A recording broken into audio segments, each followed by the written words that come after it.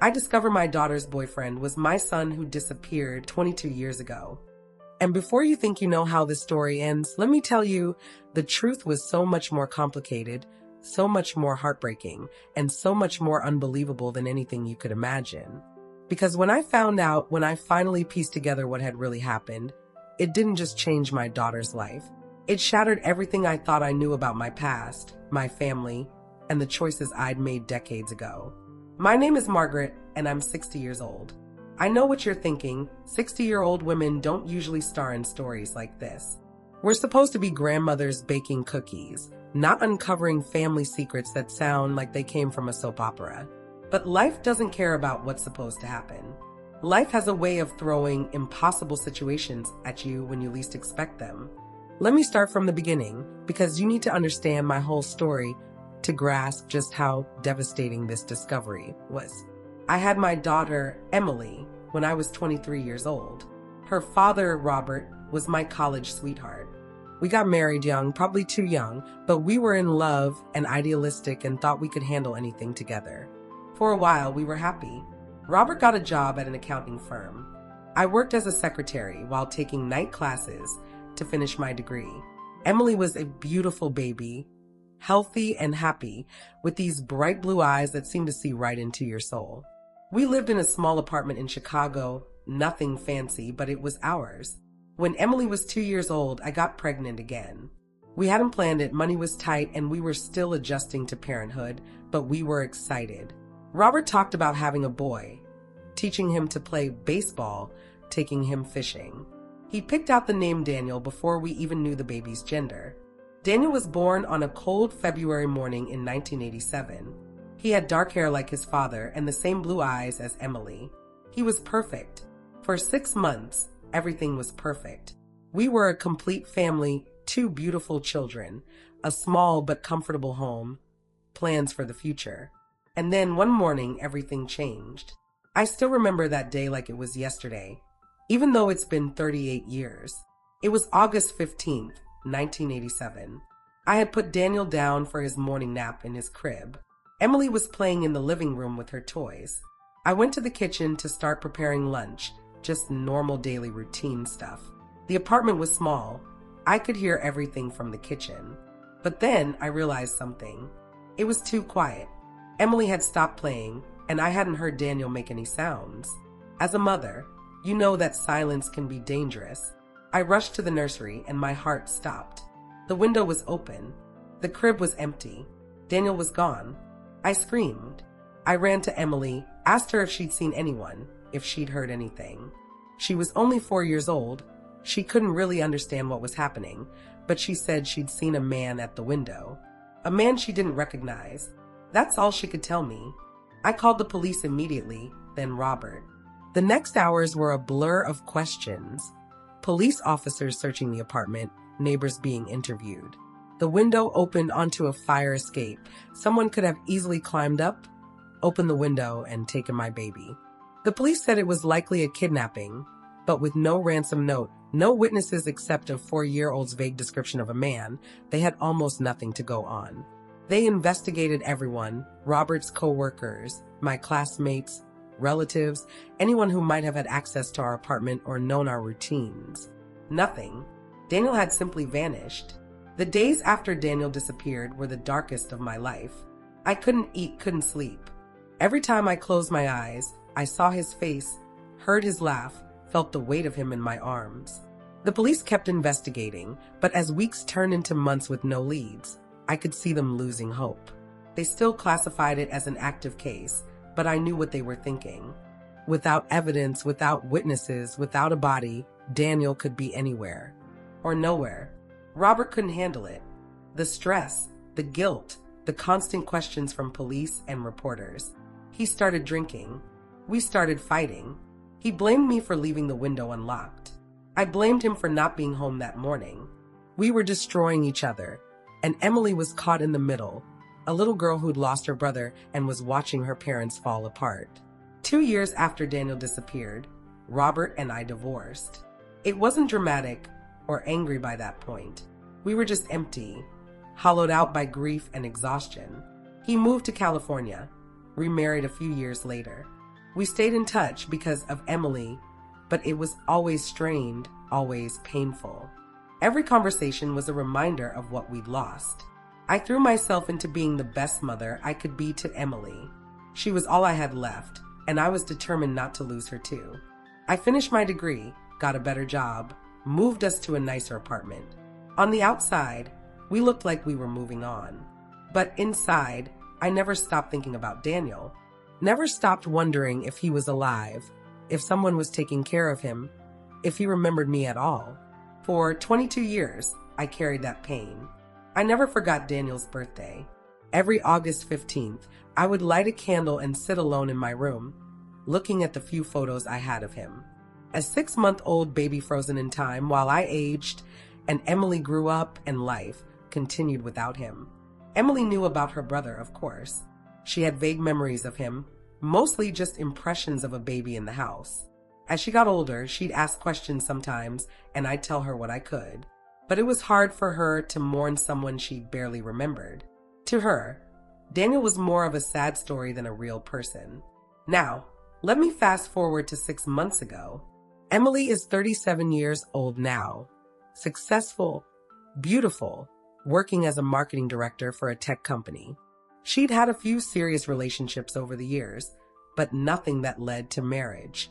She always said she was focused on her career, but I sometimes wondered if watching her father and me fall apart had made her cautious about commitment. Then last spring, she called me with excitement in her voice that I hadn't heard in years. "Mom," she said, "I met someone. His name is David, and I really think you're going to love him." I was thrilled, of course. What mother doesn't want to see her daughter happy? She told me David was 35 years old, worked in finance, was kind and funny, and treated her well. They'd been dating for about 3 months, and things were getting serious. She wanted me to meet him. We arranged dinner at a nice restaurant downtown. Emily told me David was a little nervous about meeting me, which I thought was sweet. It showed he cared about making a good impression, that he understood how important my approval was to Emily. The night of the dinner, I arrived at the restaurant first. I was excited, maybe a little nervous myself. I wanted Emily to be happy, wanted to like this man who'd brought such joy into her life. I ordered a glass of wine and waited. They arrived together, and I saw them before they saw me. Emily looked radiant, holding onto David's arm, laughing at something he'd said. And David, well, he was handsome in a conventional way. Tall, dark hair, a nice smile. But it was when they got closer, when I saw his face clearly, that something strange happened. I felt this odd sense of recognition.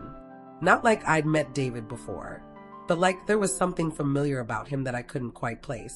His eyes, maybe. They were a striking blue, unusual and intense. But lots of people have blue eyes, I told myself. It didn't mean anything. Dinner went well. David was charming, polite, genuinely interested in getting to know me. He asked about my work, my hobbies, my life in Chicago. He told me about his own background, how he'd grown up in Wisconsin, moved to Chicago for college, and never left. He talked about his adoptive parents with obvious love, mentioned that he'd been adopted as an infant and had always known but had never felt the need to search for his birth parents because his adoptive family was so wonderful. Adoptive parents. The word hit me like a physical blow, but I kept my composure. Lots of people are adopted. It didn't mean anything, except I couldn't shake that feeling of recognition. Those blue eyes, the shape of his face, the way he laughed, this quiet chuckle that seemed to come from deep in his chest. Something about him felt eerily familiar. After dinner, as we were saying goodbye, David hugged me. It was a friendly hug, appropriate for meeting your girlfriend's mother. But in that moment, with him close to me, I felt something I couldn't explain. A pull, a connection, something visceral and inexplicable. I went home that night deeply unsettled. I told myself I was being ridiculous, that I was just emotional because Emily was serious about someone for the first time in years. But I couldn't sleep.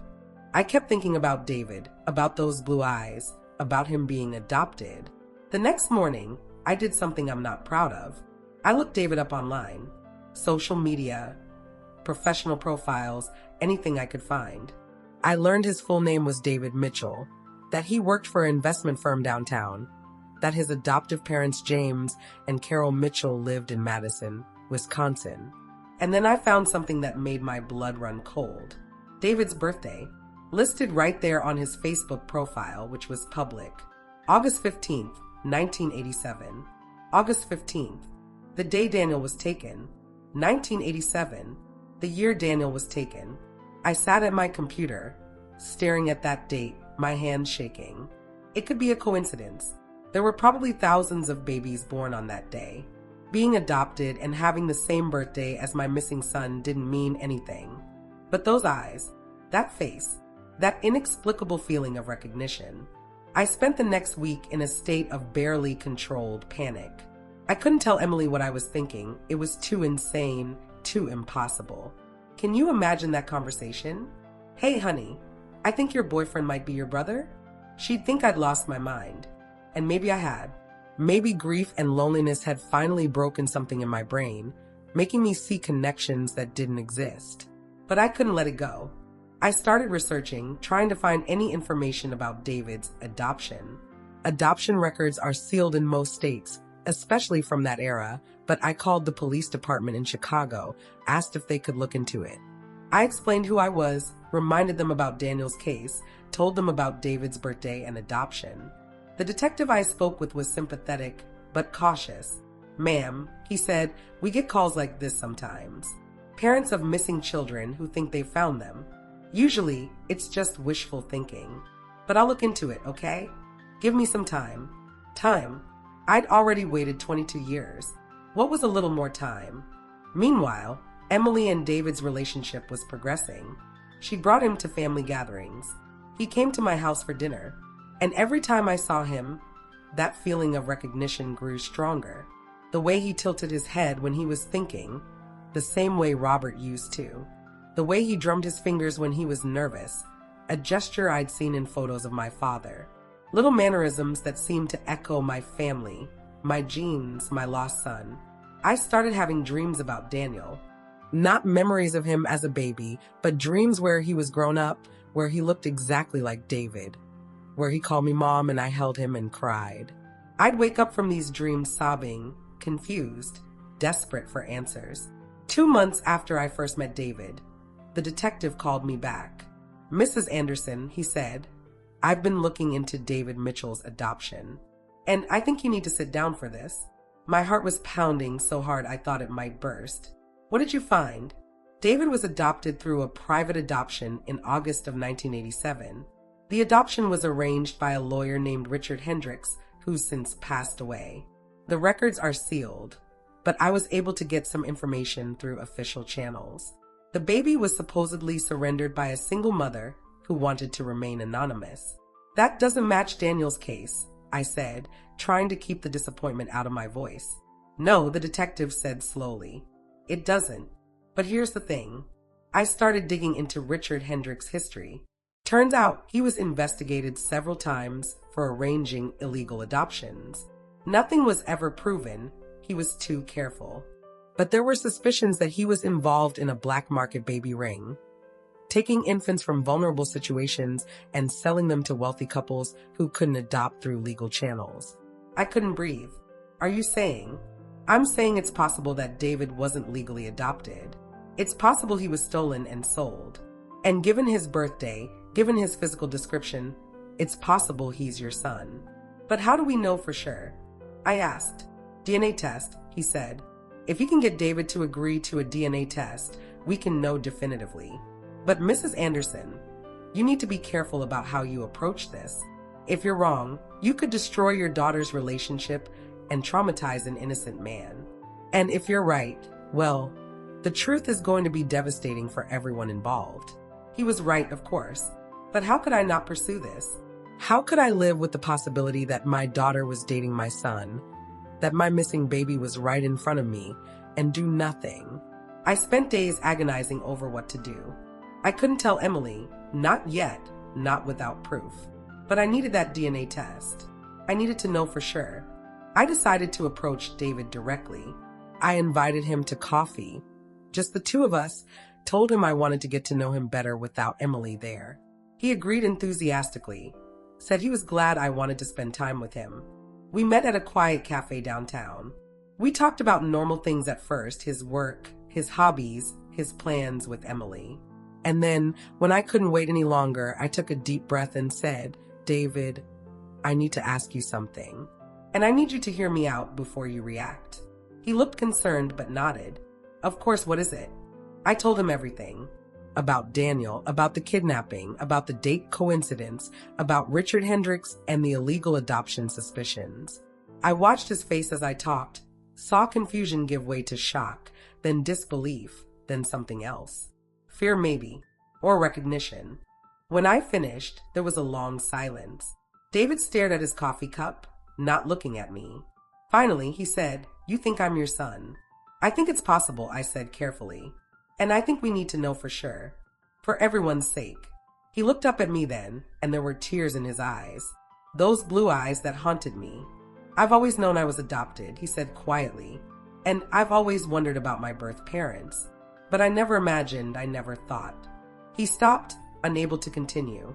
"Will you take a DNA test?" I asked. He nodded slowly. Yes, I need to know too." We arranged for the test the next day. A simple cheek swab, sent to a lab that could provide results in 72 hours. The most agonizing 72 hours of my life. I couldn't eat, couldn't sleep, couldn't focus on anything. Emily knew something was wrong, kept asking if I was okay, but I couldn't tell her. Not yet. David didn't tell Emily either. We agreed to wait for the results before saying anything. No point in upsetting her if we were wrong. But I wasn't wrong. Deep in my bones, I knew I wasn't wrong. The results came back on a Thursday afternoon. I was at work when my phone rang, David's name on the screen. I stepped outside to take the call, my hands shaking so badly I almost dropped the phone. "Margaret," he said, and his voice was strange, thick with emotion. The results came back. He paused, took a shaky breath. "It's a match. You're my mother. I'm Daniel." The world tilted. I'd known, I'd suspected, but hearing it confirmed was like being hit by a truck. I sat down hard on a bench outside my office building, tears streaming down my face. 22 years. 22 years of wondering, searching, grieving, and my son had been alive the whole time. Safe, loved, living a good life just a few hours away. "We need to tell Emily," I said once I could speak again. "I know," David said, and he sounded terrified. "But how? How do we tell her that her boyfriend is her brother?" That evening, David and I met at my house. We'd asked Emily to come over, told her we needed to talk to her about something important. She arrived looking worried, probably thinking we were going to say we didn't get along, or that I didn't approve of their relationship. "Emily, honey," I said once we were all sitting in my living room, "what we're about to tell you is going to be shocking and confusing and probably upsetting. But I need you to know that David and I only kept this from you because we needed to be sure first." "Kept what from me?" She looked between us, confused and increasingly alarmed. David took a deep breath. "Emily, I'm adopted. You knew that. What you didn't know is that I was adopted in August of 1987, on August 15th specifically. And your mother, she noticed that date, noticed that it was the same day your brother was taken." Emily's face went pale. "What are you saying?" "We took a DNA test," I said gently. "David and I. And Emily, the results came back. David is Daniel. Your boyfriend is your brother." The silence that followed was deafening. Emily just stared at us, her mouth open, her eyes wide with shock. Then she started shaking her head. No, that's not possible. That's insane." "I know it sounds insane," David said, and I could hear the pain in his voice. "Believe me, I know. But it's true. The DNA doesn't lie." Emily stood up abruptly. She started, then stopped. She looked at David, really looked at him, maybe seeing him differently for the first time. Then she looked at me. "You've known about this? You suspected and you didn't tell me?" "I didn't want to say anything until I was sure," I said. "I didn't want to hurt you or scare you if I was wrong." "But you weren't wrong." She was crying now, tears of shock and anger and grief. "He's my brother. My brother. We've been." She couldn't finish the sentence. "We haven't done anything wrong," David said quickly. "We didn't know. Neither of us knew. But now we do. Emily practically shouted. And everything is ruined. Everything is... She collapsed back onto the couch, sobbing. I moved to hold her, but she pulled away. I sat back, helpless, watching my daughter fall apart. David looked equally devastated, sitting there with his head in his hands. What you have to understand is that Emily and David hadn't been intimate yet. They'd kissed, held hands, all the early relationship stuff. But Emily had always been cautious about physical intimacy, liked to take things slow. It was one of the few mercies in this terrible situation that they'd found out before their relationship had progressed to that level. But that didn't make it any less devastating. Emily had fallen in love with someone who turned out to be her brother. David had finally found his birth family, but lost the woman he cared about in the process. And I had my son back after 22 years, but at what cost? The next few weeks were impossibly hard. Emily moved out of her apartment temporarily, went to stay with a friend because she and David had been spending so much time at each other's places, and she couldn't handle seeing him. She barely spoke to me, angry that I'd suspected and hadn't told her immediately, even though intellectually she understood why I'd waited. David was equally devastated. He came to see me a few times, and we'd sit together in awkward silence, strangers who were suddenly mother and son, trying to figure out how to have a relationship after decades apart. He told me about his childhood, how James and Carol Mitchell had given him a wonderful life. They'd always been honest about him being adopted. Always told him he was chosen and loved. He'd grown up in a big house in Madison, had friends and hobbies, and a normal, happy childhood. His adoptive parents had no idea he was stolen. They thought they were adopting a baby from a young mother who couldn't care for him. They were victims too, in a way. I wanted to hate them for having my son, for raising him while I grieved. But I couldn't. They'd loved him, given him opportunities, made him the good man he'd become. In a twisted way, I was grateful to them. I asked David if he wanted to contact them, tell them what we'd discovered. He said they passed away. His adoptive father from a heart attack 3 years ago, his adoptive mother from cancer last year. So we couldn't ask them what they knew, couldn't get answers about how the adoption had been arranged. But the police were investigating. They reopened Daniel's case, started looking into Richard Hendricks' past dealings. They found evidence that he'd arranged dozens of illegal adoptions, taking babies from hospitals, from young mothers he'd manipulated, from situations like ours where a child was kidnapped and then quickly moved through his network to waiting adoptive parents. They tracked down the man who'd taken Daniel from our apartment that day. He'd been a low-level criminal who'd worked for Hendricks, grabbing babies on order when wealthy couples paid enough. He was in prison now for other crimes, and when confronted with evidence about Daniel, he confessed. He'd watched our apartment, knew our routines, saw the window on the fire escape, climbed up, and taken Daniel while I was in the kitchen. He gave Daniel to Hendricks, who'd already arranged the adoption with James and Carol Mitchell. They'd paid $75,000 for a baby, probably thinking it was expensive, but legal. Within 24 hours of being taken, Daniel was in Wisconsin with his new parents, his name changed to David, his past erased. The man who took him showed no remorse. It was just a job, he said. Just business. I wanted to scream at him, to make him understand the decades of pain he'd caused. But what was the point? He was already in prison. Knowing the truth didn't give me back the years I'd lost with my son. About 2 months after the revelation, Emily finally agreed to sit down with David and me together. We met at a family counselor's office, someone who specialized in complicated family dynamics. We needed help navigating this impossible situation. Emily was still angry, still hurt. She'd lost the man she thought was her future, discovered a brother she didn't remember, and had her entire worldview shattered. She felt betrayed by the universe, by fate, by whatever cosmic force had brought Daniel back into our lives in the worst possible way.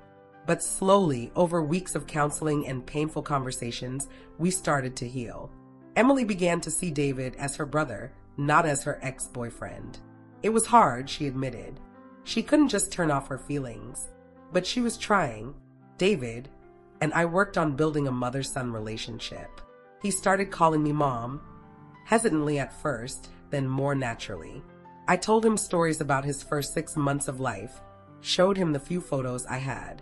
He cried when he saw them, this tangible proof that he'd once been mine, that I'd held him and loved him and never wanted to let him go.